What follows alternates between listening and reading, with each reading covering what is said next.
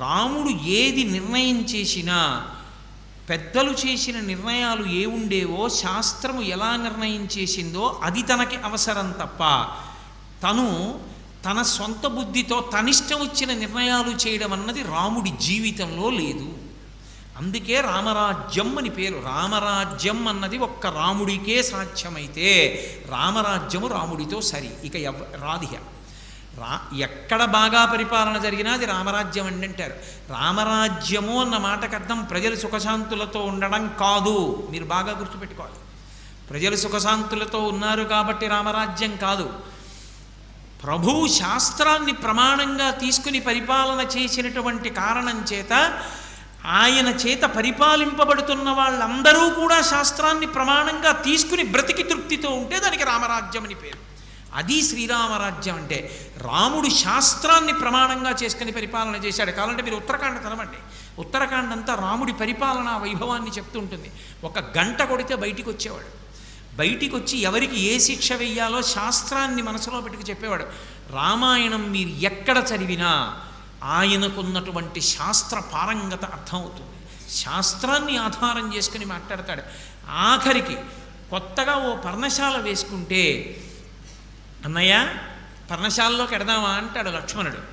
కర్తవ్యే వాస్తుశమనం సౌమిత్రే చిరజీవిభి అంటాడు. కర్తవ్యం లక్ష్మణ, ఎలా పడితే అలా కొత్తగా కట్టిన ప్రాంగణంలో బ్రతకకూడదు.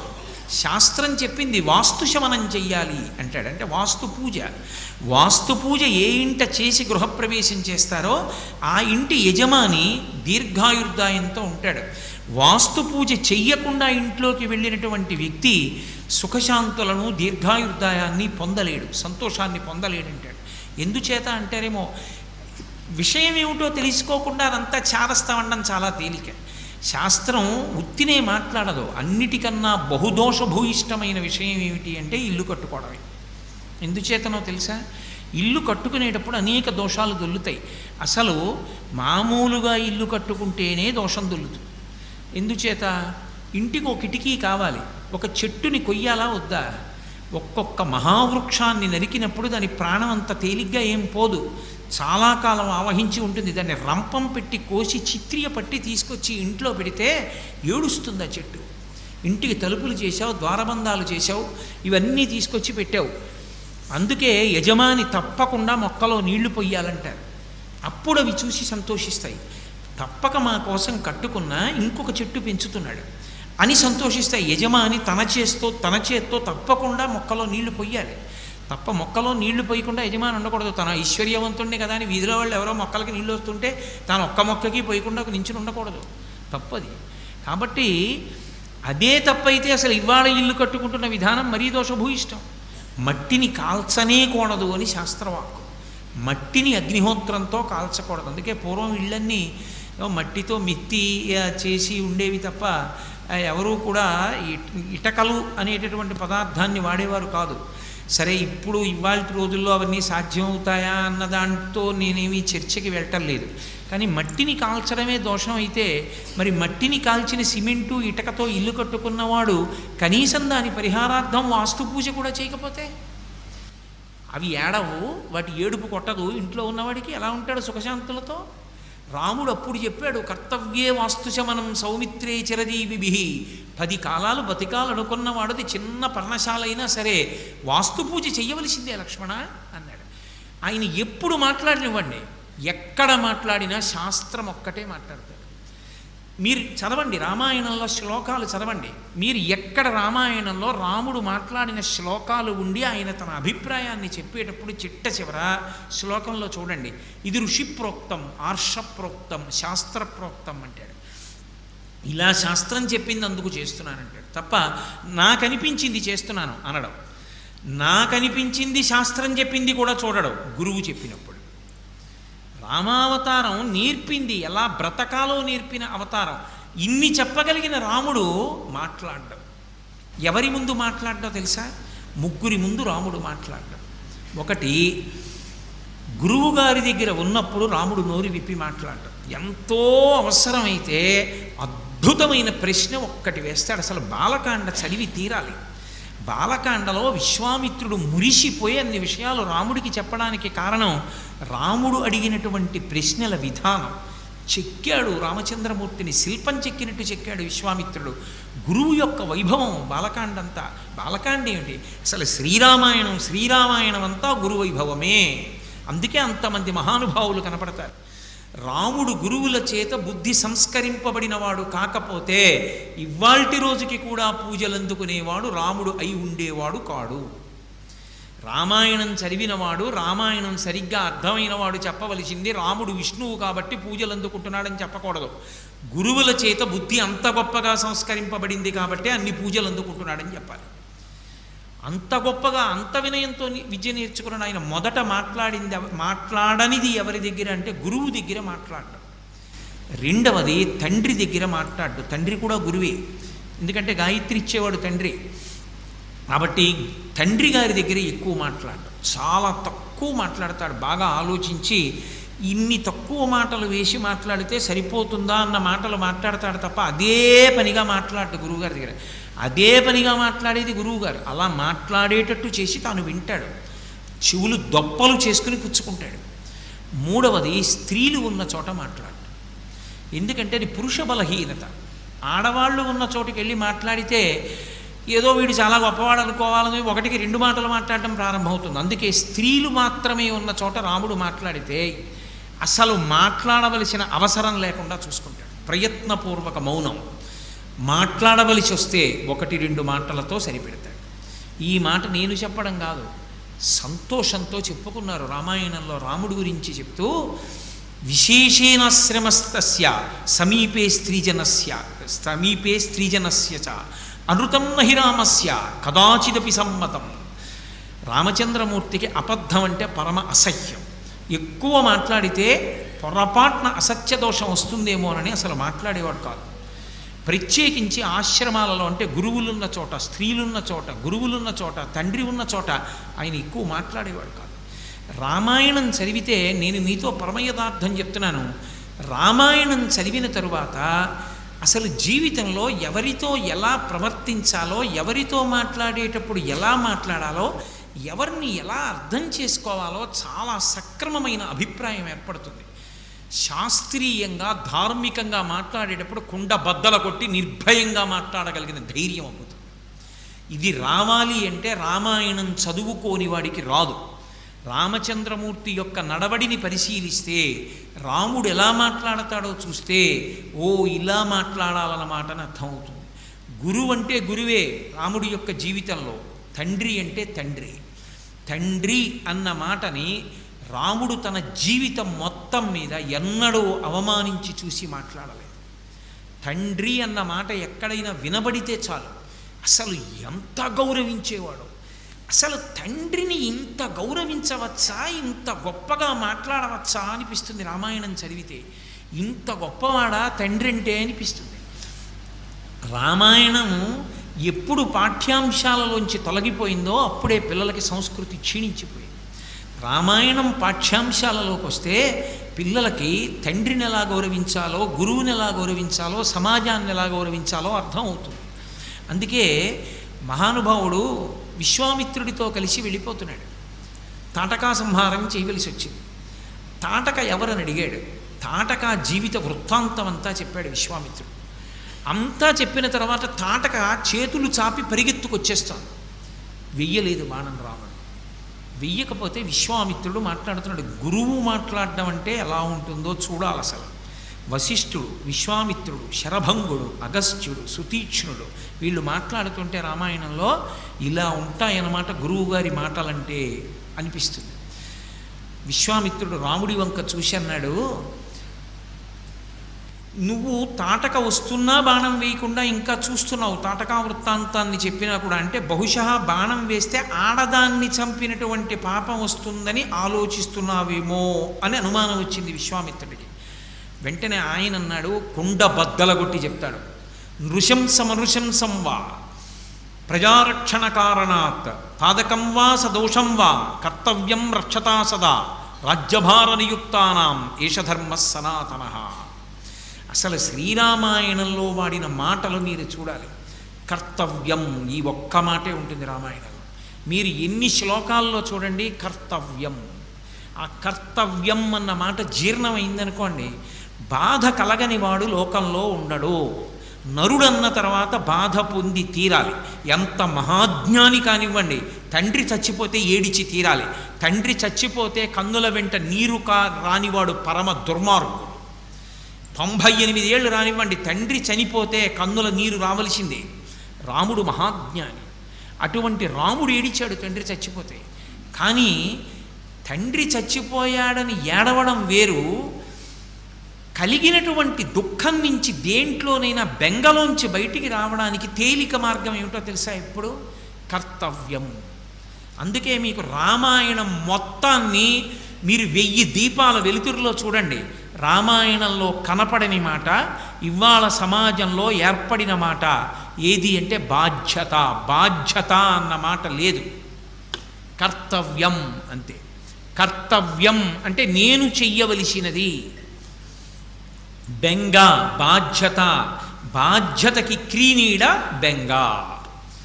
నేను నా కూతుర్ని పురిటికి తీసుకొచ్చాను అనుకోండి, దానికి ఒక అవల పిల్లలు పుట్టారు. వాళ్ళని సురక్షితంగా చూసి వాళ్ళని పెద్దవాళ్ళని చేసి వాళ్ళకి నామకరణం చేసి సంతోషంగా నా కూతుర్ని కాపరానికి పంపించేశానా లేదా? పంపించేశాను. తిరిగి కాకినాడ వచ్చేస్తున్నాను అనుకోండి, బెంగ కలగకుండా పుట్టచ్చు.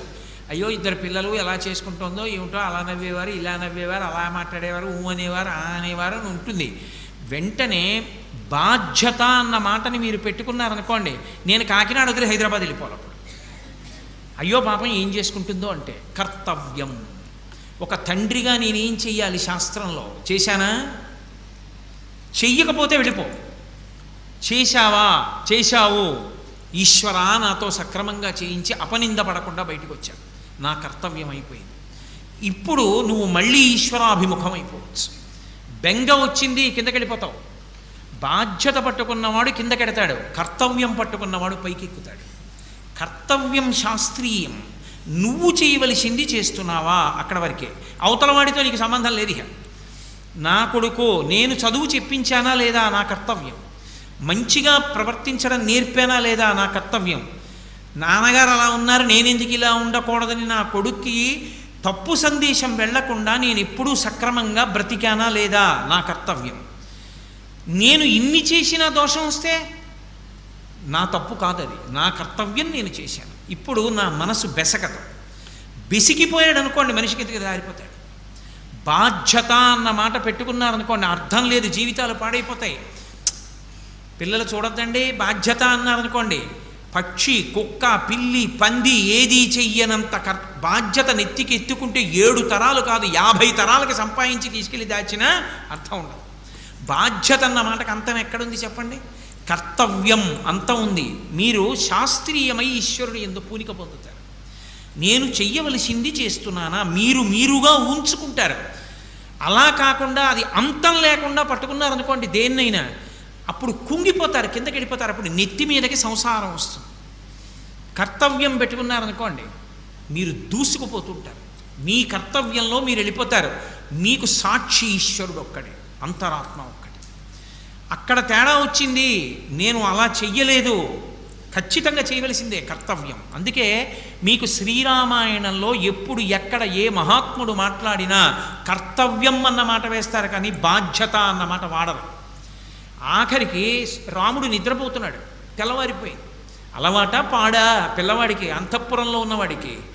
విశ్వామిత్రుడు ముందు నడుస్తున్నాడు, రామలక్ష్మణులు నడుస్తున్నారు. కొన్ని మైళ్ళు నడిచాడు విశ్వామిత్రుడు, పిల్లలు నడిచాడు. చీకటి పడిపోయింది. సంతోషించాడు, బాణాలు ఇచ్చాడు, ఉపదేశం చేశాడు, వస్త్ర విద్య అంతాను. పడుకున్నాడు విశ్వామిత్రుడు, రామలక్ష్మణులు పడుకున్నారు. ఎంత సంతోషం! గురువుగారు ఉన్నారు, మాకు భయం ఏమిటని పడుకున్నారు. ఎక్కడ? ఇసుక పర్ర మీద పడుకున్నారు. పడుకుని నిద్రపోయారు. పిల్లలు అలిసిపోయారు, సూర్యోదయం అయిపోయింది. పిల్లలు లేవలేదని విశ్వామిత్రుడు లేవకుండా ఉండడు. తన కర్తవ్యం బ్రహ్మముహూర్తంలో లేచాడు, తను చేసుకోవలసిన అనుష్ఠానం చేసేసుకున్నాడు. ఇలా పక్కే చూస్తే వీళ్ళు ఇంకా లేవలేదే అని విర్రెక్కిపోలేదు, తన కర్తవ్యం తాను చేశాడు. ఇప్పుడు వచ్చాడు, నిద్రపోతున్నాడు. యజ్ఞోపవీతం ఉంది, ఉపనయనం అయిపోయింది. సూర్యోదయాత్పూర్వం అర్ఘ్యం ఇవ్వాలి. నిద్రపోతున్నాడు పిల్లాడు. గురుగారు అబ్బా లేవలేనని నేను అంతా నడిచానండి అన్నాడు అనుకోండి, విశ్వామిత్రుడు ఏం గుండెలు బాదుకోడు. అందుకే కర్తవ్యం అంటాడు. కౌసల్యా సుప్రజారామ పూర్వా సంధ్యా ప్రవర్తతే ఉత్తిష్ట నరశార్దూల కర్తవ్యం దైవమాంగికం అన్నాడు. ఓ రామ పూర్వాసంధ్యా ప్రవర్తతే, పూర్వసంధ్య సూర్యుడు ప్రకాశిస్తున్నాడు, వచ్చేసింది, సూర్యోదయం అయిపోయింది. కర్తవ్యం దైవమాన్హికం, లేచి నువ్వు ఈశ్వర కార్యం చెయ్యాలి, అర్ఘ్యం విడిచిపెట్టాలి. నీకు యజ్ఞోపవీతం ఉంది, క్షత్రియుడివి, పడుకున్నావు, లే. కర్తవ్యం, చెయ్యవలసింది చెప్పాడు. రాముడు లేవలేదనుకోండి, ఆయన ఏం గుడ్డలు బాదుకోడు, వెళ్ళి కూర్చుని తన అనుష్ఠానంతం చేసుకుంటాడు. కర్తవ్యం జీవితంలో అలవాటు అయిందనుకోండి, ఇంకోడు బాగుపడ్డం మాట దేవుడు ఎరుక కానీ మనం బాగుపడతాం. బాధ్యత, అవతలవాడు బాగుపడ్డాడో లేదో తెలియదు కానీ వీడు మాత్రం పాడై తీరుతాడు, అది తేడా. అందుకే సంస్కృత భాష ఇమర్చుకున్నంత విశాలమైనటువంటి స్థితిని అన్ని భాషలు ఇమర్చుకోలేవు. అది అసలు ఆ భాషకు ఉండేటటువంటి దోషం. ఇంగ్లీష్ భాషకి అసలు సంస్కృత భాషకు ఉన్నటువంటి అద్భుతమైనటువంటి వైశాల్యము లేదు. నేను మీతో యథార్థం చెప్పాలంటే ధర్మము అన్న మాట ఇంగ్లీష్లో లేనే లేదు. ధర్మ అన్నది ఇంగ్లీష్లో రాయాలనుకోండి, తత్తుల్యమైన మాట లేదు ఇంగ్లీష్కి. అందుకని రామా ప్రాక్టైజ్డ్ ధర్మ అని రాస్తాడు వాడు, DHARMA అని రాస్తాడు తప్ప వాడికి ధర్మంతో సమానమైన మాట లేదు. ధర్మం అన్న మాటే లేనివాడు ధర్మ ప్రచారం ఏం చేస్తాడు లోకంలో? ధర్మం అన్నది తెలుసున్నది నా జాతి ఒక్కటే, ఇది ఆర్షధర్మం సనాతన ధర్మం చెప్తే వీళ్ళు చెప్పాలి. ఈ దేశానికి వచ్చి చెప్పవలసినంత గొప్పతనం ఎవరికీ లేదు. అది తెలియక పిచ్చెక్కుతున్నారు తప్ప. కాబట్టి ధర్మమే ప్రాతిపదిక, ఆ ధర్మాచరణ మనకు కర్తవ్యం. అందుకే శ్రీరామాయణంలో రాముడు చూపిస్తాడు, అందుకు నవమి నాడు పుట్టాడు. నవమి ప్రత్యేకత ఏంటంటే 9ని ఎంత పెట్టి హెచ్చవేయండి మళ్ళీ 9 అవుతుంది. 9 ఒకట్ల 9, 9 2 18, 9 3 27, 9 4 36, 9 5 45, 9 6 54, 9 2 18, 1 9, 9 3 27, 7 2 9, 9 4 36, 3 6 9, 9 5 45, 5 4 9. అంటే రాముడి జీవితంలో కష్టం పెట్టి హెచ్చవేయండి, సుఖం పెట్టి హెచ్చవేయండి, తను ధర్మమునందే నిలబడతాడు. ధర్మాన్ని కర్తవ్యాన్ని వదిలిపెట్టడం, ధర్మాన్ని పట్టుకోవడమే కర్తవ్యం అంటారు. అంటే 9గానే ఉంటాడంటే కర్తవ్యతానిష్టతో ఉంటాడు తప్ప అక్కరలేని విషయాల జోలికి వెళ్ళేటటువంటి వాడు కాడు. బాధ్యత అన్నది నెత్తిని పెట్టుకోవడం రాముడి అలవాటు కాదు. అందుకే మహానుభావుడు విశ్వామిత్రుడు ఎక్కడ మాట్లాడినా అలా మాట్లాడతాడు. నృశంసం అనృశంసం వా ప్రజారక్షణ కారణాత్. మళ్ళీ వెనక్కి రండి, తాటక దగ్గర వదిలేసి ఎక్కడికో పోయాను. ఆ తాటకని సంహరించమని చెప్తూ అంటున్నాడు, నృశంసం అనృశంసం వా ప్రజారక్షణ కారణాత్ పాతకం వా సదోషం వా కర్తవ్యం రక్షతా సదా రాజ్యభాతవియుక్తానాం యశధర్మ సనాతన అన్నాడు. ఏం రామా ఆలోచిస్తున్నావా ఆడదాన్ని చంపడమేమని? ఒకవేళ ఆడదాన్ని చంపడం వల్ల నీకు మహాపాతక దోషం వస్తే నెత్తికెత్తుకో. నృశంసం అనృశంసం వా ప్రజారక్షణ కారణాత్, రాజు యొక్క కర్తవ్యము ప్రజలను రక్షించుటయే. నువ్వు ప్రజల్ని రక్షించడానికి తాటకా సంహారం చేయకపోతే ప్రజలు పాడైపోతారు. నీ కర్తవ్యం నీకు పోయింది రాజుగా. నీ కర్తవ్యం కోసం అది పాతకమైనా చేయవలసిందే రాజన్నవాడు. కాబట్టి నృశంసం అనృశంసం వా ప్రజారక్షణ కారణాత్ పాతకం వా సదోషం వా కర్తవ్యం రక్షతా సదా రాజ్యభారయుక్తానాం యశధర్మ సనాతన. రాజ్యభారమును వహించవలసినటువంటి ప్రభువుకు అదే కర్తవ్యం, కాబట్టి చంపవలసిందే తాటకం. ఆయన అన్నాడు, అది రాముడు అంటే. రాముడు నేర్పాడు జాతికి ఎలా బతకాలో. ఆయన అన్నాడు, నేను అందుకు ఆలోచించట్లేదు. మీరు గురువులు, మీరు చెప్పాక నేను ఆలోచించడం ఏమిటి? ఇంకా గురువుగారు చెప్పింది ఆలోచిస్తే శాసనం ఎందుకు అవుతుంది? మీరు గురువు ఎందుకు అవుతారు? నేను శిష్యుడిని ఎందుకు అవుతాను? నేను అందుకు ఆలోచించట్లేదు. పితుర్వచన నిర్దేశాత్ పితుర్వచన కారణాత్ వచనం కౌశికస్యేతి కర్తవ్యమని శంకయ. గోబ్రాహ్మణ హితార్థాయ దేశస్యాస్య సుఖాయ చ తవ చైవాప్రమేయస్య కర్తవ్యం రక్షతా సదా కర్తవ్యమని శంకయ అన్నాడు ఆయన. ఆయన అన్నాడు రామచంద్రమూర్తి, నేను చంపి తీరుతా తాటకది. ఎందుకు చంపుతానో తెలుసా? మొట్టమొదటి కారణం పితుర్వచన నిర్దేశాత్ పితుర్వచన గౌరవాత్. మా నాన్నగారు చెప్పిన మాటకి చంపేస్తానన్నాడు. వాళ్ళ నాన్నగారు చెప్పారా తాటకం చంపమని? ఎక్కడ ఉన్నాడు దశరథుడు? లేడుగా అక్కడ. మరి దశరథుడి ప్రసక్తి ఎందుకు వచ్చింది అంటే, దశరథ మహారాజు గారు విశ్వామిత్రుడు వచ్చినప్పుడు సపుత్రమూర్ధ్యుపాగ్రాయ రాజా దశరథ ప్రియం దదౌ కుశికపుత్రాయ సప్రీతేనంతరాత్మన అన్నారు వాల్మీకి మహర్షి శ్లోకంలో. దదౌ కుశికపుత్రాయ అన్నారు. కుశికపుత్రుడు అంటే విశ్వామిత్రుడు. దదౌ ఇచ్చేశాడు రాముణ్ణి ఇచ్చేశాడు. ఇచ్చేసాడంటే వాడుకోవచ్చు అవతలవాడు. విశ్వామిత్రుడికి అప్పచెప్పేసి ఈ పిల్లవాడితో మీరు ఏం చేయించుకుంటారో అది చేయించుకోండి అన్నాడు. దదౌ కుశికపుత్రాయ సప్రీతేనంతరాత్మన, మనసులో ఎంతో సంతోషించి సపుత్రమూర్ధ్యుపాఘ్రాయ, కొడుకు యొక్క మూర్ధన్య స్థానమునందు వాసన చూసి పంపించాడు. పిల్లలకి 5 ఏళ్ళు దాటిపోయిన తర్వాత ఇక శరీరం మీద ఎక్కడ పడితే అక్కడ ముద్దు పెట్టడాన్ని శాస్త్రం అంగీకరించారు.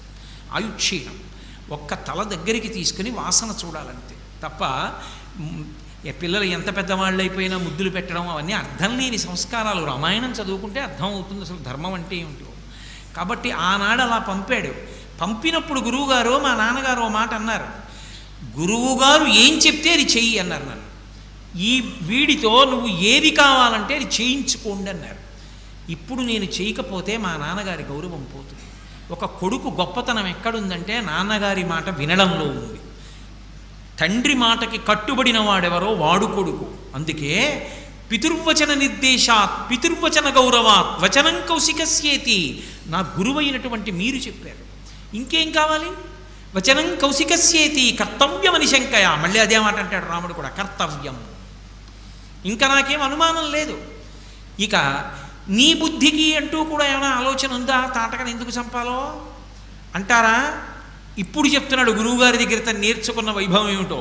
గోబ్రాహ్మణ హితార్థాయ దేశస్యాస్య సుఖాయ చ తవ చైవా ప్రమేయస్య, గోబ్రాహ్మణుల యొక్క హితము కొరకు ఆ గోబ్రాహ్మణుల్ని తినేస్తోంది తాటక, లోకము యొక్క సుఖము కొరకు చంపేస్తాను, అందుకుని చంపుతున్నాను. శాస్త్రపు మర్యాద నేర్పాడు లోకానికి. రాముడంటే తండ్రి పట్ల ఎంత గౌరవం ఉన్నవాడో, గురువు పట్ల ఎంత గౌరవం ఉన్నవాడో, ఆయన ప్రవర్తించేటటువంటి తీరు ఎలా ఉంటుందో రామాయణం చదువుతుంటే అత్యద్భుతంగా ఉంటుంది. మీకు నేను ఒక ఉదాహరణ చెప్పాలంటే, నేను విహంగ వీక్షణంగా మాట్లాడుతున్నానంటే రామావతారం గురించి నేను ప్రత్యేకంగా కొన్ని సందర్భాలు మాట్లాడడం కుదరదు, ఏదో అక్కడక్కడ మెరుపులంతే. ఆయన ఒకానొకప్పుడు మంచి హేమంత ఋతువు, మంచు పడుతోంది, చలి గడగడగడగడలాడిపోతోంది. మహర్షి ఎంత అందమైన ప్రయోగం చేశారంటే ఎవరు బయటికి వెళ్ళి స్నానం చేయడానికి ఇష్టపడరు అప్పుడు. ఎందుకని అంటే చలి ఎముకలు కొరికేస్తోందంటారే, అంత చలి అని చెప్పడానికి వాల్మీకి మహర్షి ఒక అద్భుతాన్ని చెప్పారు. ఒక ఏనుక్కి దాహం వేసింది, అది కూడా గోదావరి నది దగ్గరికి వచ్చింది, వచ్చి అక్కడ నించుని నీళ్లు తాగుదామని గోదావరిలో ఇలా తొండం పెడుతోంది తీసేస్తోంది, తొండం పెడుతోంది తీసేస్తోంది, తప్ప తాగట్లేదు. ఎందుకని? అంత చల్లగా ఉన్నాయి నీళ్లు. ఆ నీటిని పీల్చి నోట్లో పోసుకోవడానికి దానికి బాధేసి దాహంగా ఉన్నా సరే తొండం పెట్టి తీస్తోంది, కానీ తొండంలోకి నీళ్లు పీల్చట్లేదు. రాముడు స్నానం చేశాడు అంటే దాహమేసిన ఏనుగే తాగలేకపోవచ్చు, కానీ తెల్లవారుజాము స్నానాన్ని